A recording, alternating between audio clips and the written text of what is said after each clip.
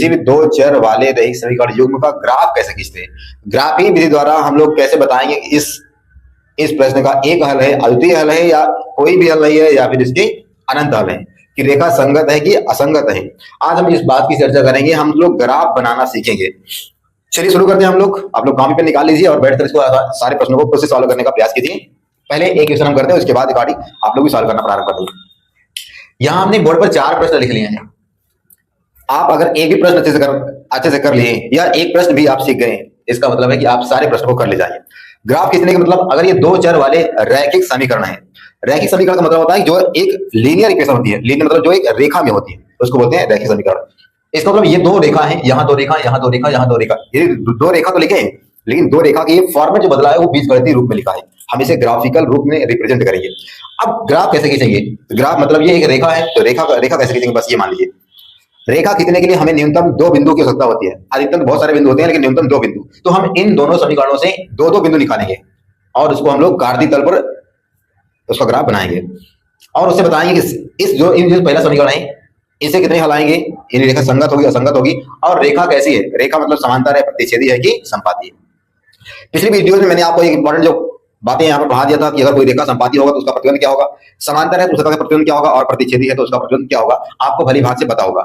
आइए हम लोग अब यहाँ पर स्टार्ट करते हैं कि मेन और मुख्य कार्य कहाँ शुरू होता है, जब हम किसी भी दो चर वाले रैखिक समीकरण युग्म का ग्राफ खींचते हैं। देखिए आपके पास में दो ऐसे समीकरण दिए जाएंगे, जैसे यहाँ पर ये लिखा है, फर्स्ट लिखा है। अब हम क्या करते हैं, पहला इन दोनों समीकरणों में से किसी एक चर का मान निकालते हैं। जैसे पहला समीकरण हमारे पास लिखा है x + y और बराबर 5 है। यहां से हम एक चर का मान निकालेंगे। आपको जो सुटेबल पड़े, जो आपसे आसानी से निकल जाए, उसी का मान निकालो। अब यहाँ x और y किसी को निकाल सकते हैं। अगर हम x की वैल्यू निकालेंगे, y इधर भेज देंगे, 5 माइनस हो जाएगा y।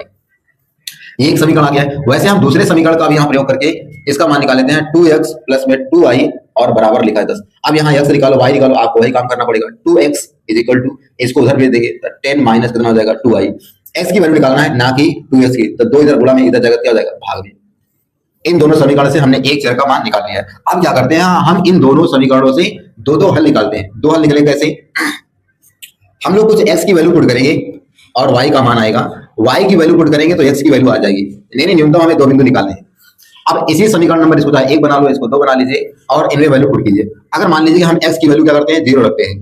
जरूरी नहीं है कि 0 रखें, एक बात ध्यान रखें, आप यहाँ x और y की वैल्यू कुछ भी पुट कर सकते हैं, लेकिन ऐसी वैल्यू हम लोग पुट करने का प्रयास करते हैं जो इन समीकरणों से आसानी से हल करके छोटे छोटे मान देने का प्रयास करें, ताकि जब हम कार्तीय तल पर डिनोट करते हैं तो वहां पर आसानी से दर्शा सके। बस x बराबर अगर 0 रखोगे, जब x का मान हम यहाँ रखेंगे 0 बराबर 5 माइनस y, तो y की वैल्यू अगर निकालोगे तो y को इधर ले आइए, तो y बराबर कितना आ जाएगा 5।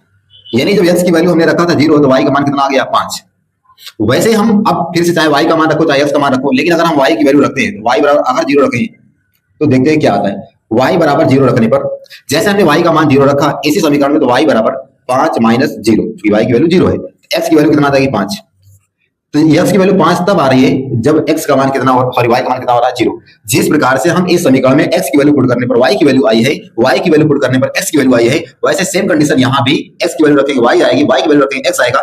यहाँ पर 2 बिंदु आ गए हैं, 2 बिंदु आ गए, बिंदु कहिए या निर्देशांक बिंदु कहिए, x और y के जो भी बिंदु आ गए हैं, इन्हीं को हम जोड़ेंगे तो रेखा बन जाएगी। अब कैसे जोड़ेंगे वो दूसरी बात है, पहले यहाँ से ये काम करते हैं। अगर एक छोटा सा बॉक्स बनाते हैं,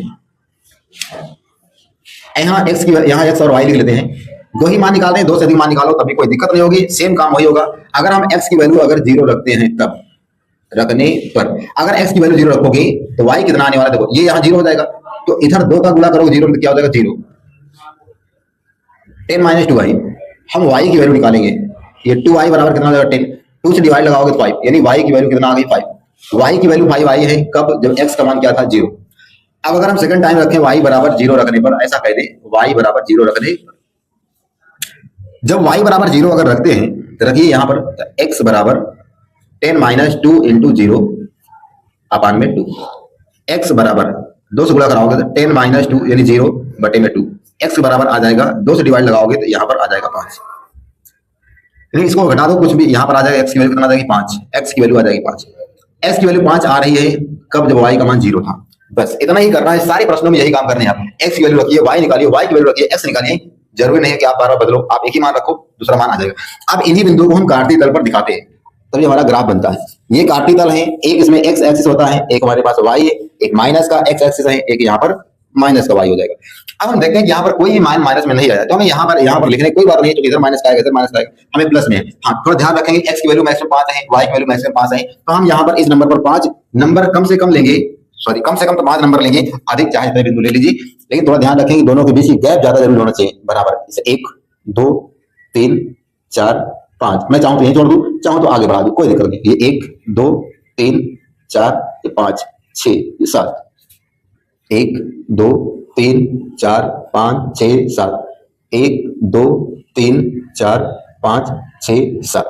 अब हम क्या करते हैं, इन दोनों बिंदुओं को लोकेट करते हैं, इस पर दर्शाते हैं। हम पहले x पर चलते हैं, फिर बाद में y पर आते हैं। x का मान कितना है, 0, क्योंकि ये x का मान y है, x का मान y है, ये भी x का मान y, x का मान y, तो पहले हम x पर चलते हैं, फिर बाद चलते हैं y पे। x का मान 0, ये हमारा मूल बिंदु है। x का मतलब है, कह रहा मूल बिंदु पर रहेंगे, ना तो लेफ्ट में जाएंगे ना तो राइट में जाएंगे, यहीं पर रहेंगे। लेकिन y कहता है नहीं 5 पे जाएंगे, 5, तो ये y तो जाएगा ना 1 2 3 4 5, यहाँ पर आएगा। ये जो बिंदु होगा वो बिंदु कहलाएगा, पहले हम x का मान लिखते हैं, फिर बाद में y, तो ये हो जाएगा हमारे पास में y अक्ष। अच्छा, अक्ष बात इसलिए कहते हैं क्योंकि अगर किसी भी क्वाड्रेंट का मान यदि 0 होगा तो फिर वो किसी एक्सिस पर होता है, ना कि क्वाड्रेंट बने तो अर्थात में ना होकर वो किसी अक्ष पर होता है। जैसे यहाँ पर x की वैल्यू 0 है तो y अक्ष पर है, अगर y का मान 0 होगा तो x एक्सिस पे होगा। पहला बिंदु हो गया। दूसरा है कि x का मान 5 है, यहाँ है 5, y कह रहा है 0 है, ऊपर नीचे नहीं जाएगा, यहीं रहेगा, ये वाला बिंदु कहलाएगा 5, 0। इंपॉर्टेंट बात, दो बिंदु को जब मिलाओगे क्या बनता है, रेखा। तो दो बिंदुओं को हम मिला दे रहे हैं, ये बन जाएगी एक रेखा, और ये रेखा किसकी है, ये रेखा है x + y बराबर 5 की। दूसरी बात अगर देखोगे ध्यान से, बड़ी इंपॉर्टेंट बात है कि जो इस रेखा का बिंदु आया था वही सेम इस रेखा का बिंदु है। इंपॉर्टेंट बात इसलिए है कि जो चीज यहाँ है वही चीज यहाँ है, सेम चीज का ग्राफ सेम पॉइंट वही रहेगा, यानी जो दूसरी वाली रेखा होगी वो दूसरी रेखा भी इसी रेखा पर होकर जाएगी, मतलब दोनों बिंदु सेम वही रहेंगे, दोनों बिंदु सेम वही रहेंगे। अब आपको कितना दिख रहा है, कितना दिख रहा है, ये दोनों रेखाएं एक ही रेखा पर क्या कर रही है, ओवरलैप है। दोनों रेखाएं एक ही रेखा पर ओवरलैप होने का मतलब रेखा कहलाती है संपाती। अगर संपाती रेखा होंगे तो इसके बहुत सारे अनंत बिंदु हैं, इसके क्या कहलाएंगे, अनेक हल आएंगे। अगर देखा जाए तो हम ग्राफ से देखकर पता चल रहा है कि इसके हल की बात करोगे तो दोनों रेखाएं संपाती हैं। संपाती मतलब कि एक रेखा दूसरी रेखा के ऊपर ओवरलैपिंग है, तो दोनों बिंदु क्या है, इसके पूरे दोनों रेखाएं कॉमन है, इसलिए इसके हल कितने आएंगे, तो हल कितना हो जाएगा, अनेक हल। कितना हल हो जाएगा, अनेक हल। अब अनेक हल, रेखा संपाती है, संपाती रेखा होने पर रेखा कैसी होती है, संगत की असंगत, तो रेखा हो जाएगी संगत रेखा। यही पूछा है, मैं आपको सब बता दे रहा हूँ, कैसी रेखा है, संगत, कितने हल आएंगे, अनेक हल आएंगे। तीसरी बात और इंपॉर्टेंट बात है, कैसी रेखा होगी तो बता देंगे आप, रेखा संपाती रेखा। कैसी रेखा होगी, संपाती रेखा। और यदि आपको ध्यान हो तो संपाती रेखा के लिए a1/a2 बराबर होता है b1/b2 बराबर होता है c1/c2 के। यानी कि अगर कोई रेखा संपाती होगी तो उसके लिए यही प्रस्तुत होता है कि तीनों a1:a2 = b1:b2 = c1:c2, ये सभी रेशियो बराबर होते हैं। रेशियो कैसे निकालते हैं, x1 x2 है तो कितना लिखा जाएगा, 1/2, इधर लिखा हुआ है 1/2। अगर इसको उधर भी ले जाओगे तो -5 -10 तो हो जाएगा -5, क्योंकि -10 माइनस माइनस प्लस और 5 करना 5 × 10, 1/2 बराबर 1/2 बराबर 1/2। अब कुछ लोग ये समझ नहीं आओ कैसे यहाँ पर माइनस में हमने 5 लिखा है। मैंने बताया था दो चर वाले रैखिक समीकरण योग में जब भी हम तुलना कराते हैं बराबर में क्या होना चाहिए, 0, क्योंकि जो मानक समीकरण होता है दो चर वाले रैखिक समीकरण योग होगा वो a1x + b1y + c1 = 0, और दूसरा होता है a2x + b2y + c2 = 0।